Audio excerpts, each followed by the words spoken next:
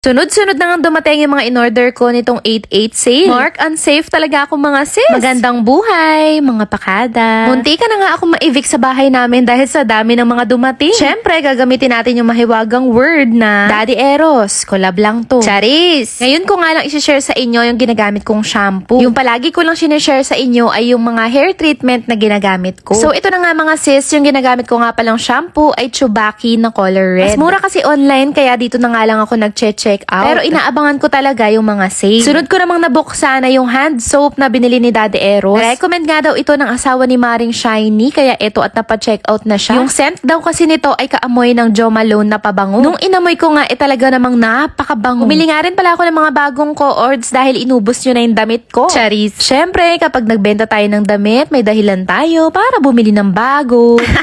First time ko nga lang din palang bumili ng high heels online, tapos yung patusok pa yung itsura. Actually, hindi ako mahilig sa ganyang itsura, kaso lang gagamitin ko nga sa kasal ng pinsan ko dahil ako ay secondary sponsor. Pero titignan ko pa kung bagay siya dun sa gown. Ito namang mga sunod na nabuksan ko, mga damit ko nga ulit. Alam nyo, bihira na lang din talaga akong bumili ng damit sa mall. Siguro mga 60% ng damit ko sa online ko na binili. Bumili nga rin pala ako ng bagong wide leg pants na color white kasi parang wala pa ako nito. Kala ko nga nung una hindi magkakasya kasi parang ang laki niya tignan, pero nung sinuot ko na ay sakto lang din naman pala. Bagay to kahit naka t-shirt ka tapos mag high heels ka lang ng kahit 2 inches. Tapos aura-aura ka na dyan, babe. Natawa nga ako nung binuksan ko itong sumunod na parcel. Ilang beses na kasi itong nadaan sa FYP ko at ito susubukan ko na kung maganda ba talaga itong bra na to. Hindi kasi ako mahilig sa may wire na bra, kaya sa palagay ko magugustuhan ko naman ito. In fairness, malambot din to, tapos maganda yung pagkakatahi. Madami akong good reviews na nakita dito, kaya ayarn for the checkout na tayo. Ito namang sunod na binili ko susuotin ko sa binyag. May kumuha kasi sa aking ninang wala ako masyadong white tops, kaya ito at napa-checkout ako. Balak nga raw gumawa ni Daddy Eros ng DIY milk tea, kaya ito saktong-sakto yung pagdating ng kanyang tapioca pearl. Sa online na lang din kami umorder kasi okay naman. Pagbukas ko ba nga lang ang bango-bango na talaga at amoy milk tea. Ito namang sunod na nabuksan ko another way of communication namin. Kung minsan kasi ang hirap tawagan ni Daddy Eros, hindi siya nagre-reply o kaya naman yung SIM card niya walang signal. Sabi ko nga sa kanya, ipabago na namin yung SIM card niya. Kasi paano kung emergency, 'di ba? Hindi siya matawagan. Kaya ito at umorder nga kami ng walkie-talkie. Maliit nga lang tong binili namin para di naman hassle dalhin. Tignan nyo, 'di ba nangialam na siya sa pag-unbox ko din. Ubus na nga rin pala yung mga hanging tissue namin dito sa bahay, kaya nag-check out na ako ng 5 piraso. Grabe, nasa 200 plus pesos lang to lahat ha. Tapos maganda rin naman yung quality nitong Royo Panda na tissue. Facial tissue na nga rin kasi yung ginagamit ko lalo kapag naghihilamos. Lalagay ko na lang yung link sa comment section. O siya,